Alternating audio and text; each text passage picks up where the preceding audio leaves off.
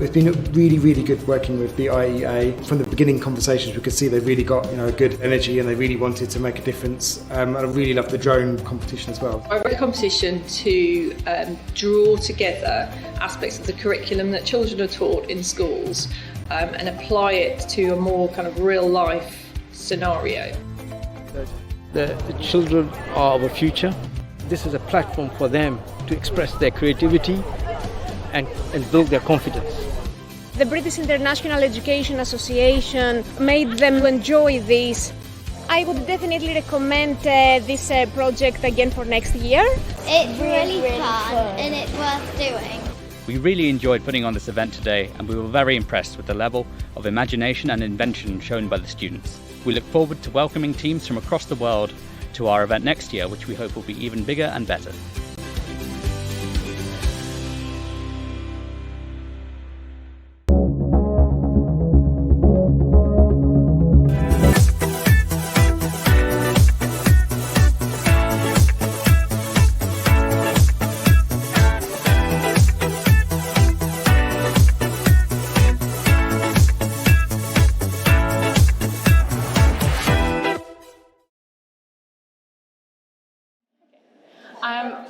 My name's Laura Gossett and I'm the Head of Education at the Born Free Foundation. And we're really proud this year to be partnering with this competition, with BIEA. I just think that this competition is such an amazing way for STEM and real life to come together, because STEM education is so important, but the real life application is even more important. And fighting extinction is one of the things that we're going to have to do for many years to come. There's so many threats and so many of these young people are going to have to be the ones that lead that fight. And to see so many of them passionate about it is just amazing, especially seeing all the hard work they put into today, the projects before today, and this whole competition.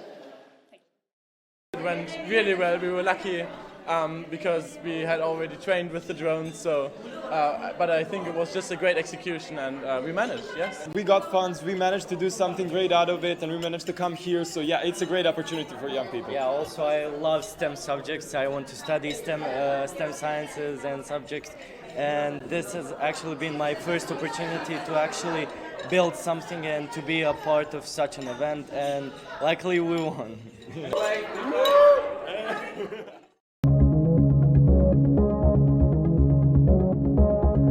The grand prize for this year, for 2020, is Amateur activists from the Beacon School in the UK.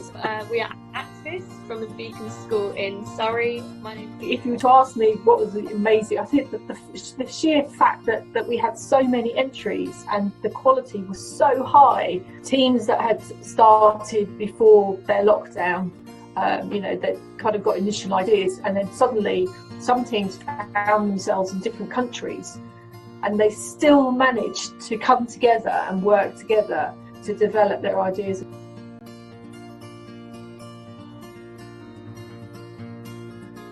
We're looking more for creativity and innovation. We want kids to be able to realise that the teamwork that crosses country boundaries is actually a really important thing.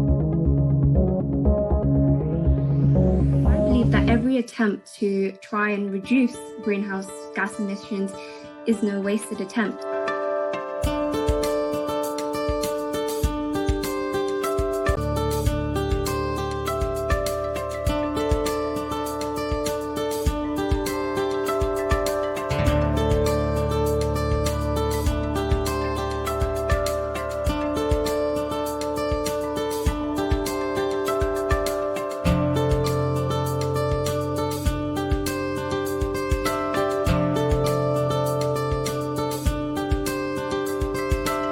We're looking at an awful lot of organic waste that can be utilised and not sent to landfill.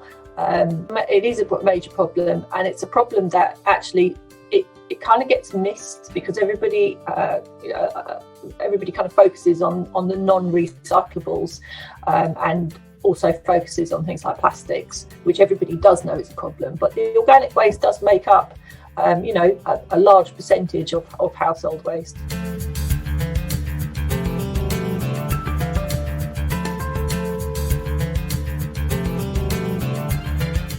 activism, it's all around us, it's in the media, in the news, everywhere. But it wasn't actually really implemented into our lives because, we could do the basic thing to maybe switch off the lights when we walk out of the room or, just recycling on a day-to-day basis. But actually this topic has taught us that, and this project has taught us that maybe we can take further measures to actually make a difference from home and make a difference individually, even though it's quite a small scale thing to be doing.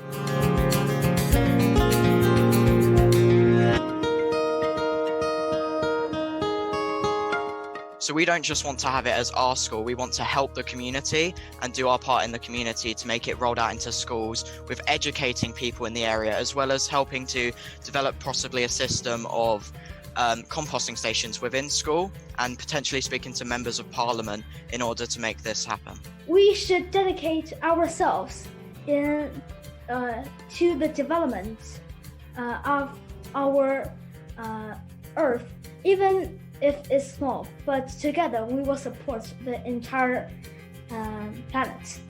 It was really interesting to work under lockdown conditions because obviously we couldn't meet face to face and then work on a compost together. So in the end we decided to do weekly Zoom meetings, and we would delegate tasks to each member, and then it actually worked out pretty well. It's been really nice to have motivation and to really try and do something great in the world and carry on our work during the lockdown.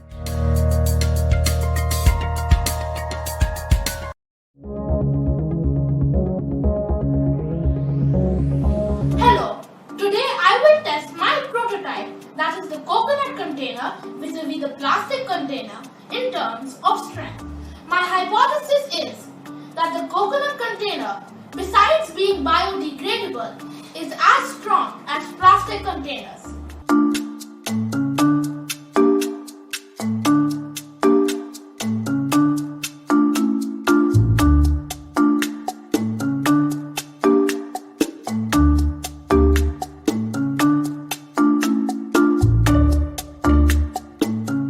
I have very high interest in STEM, and I wanted to utilize my knowledge and my understanding to try and help the world in some way. So this competition was a great opportunity for me to use my knowledge and apply it in a way that I could try and help the world deal with climate change. I'm aspiring to go into the field of material science, so I think this project sort of gave me that springboard into that, and it allowed me to sort of explore this further, especially with the prototyping and tests, because it sort of let me, explore what I would actually be doing in a lab. We chose lunch packaging because we thought that it would give more opportunity to more young people in whatever stage of the pandemic they were, that they could really consider the problem, think about resources they might even have at home. They didn't need scientific equipment, they didn't need access to going anywhere. They really just needed to kind of play around with potentially resources that were easily available.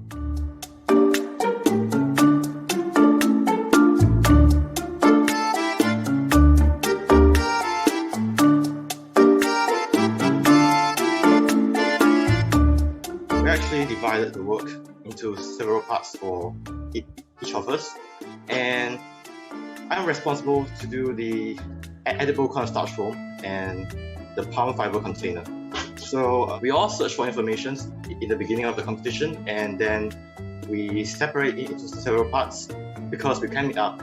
Coronavirus threw quite a spanner in the works for some of the groups. They had to continue working on their project at home. Some of them could no longer do it as a group project because they weren't able to interact with each other as easily. And it was amazing seeing what these young people could come up with without even school equipment.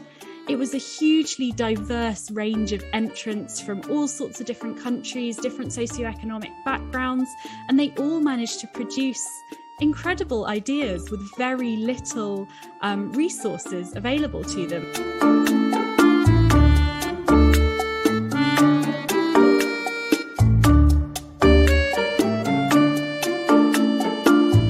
feel very happy and proud to be the winner. But at the same time, I think our prototype needs some improvement because it still has its flaws.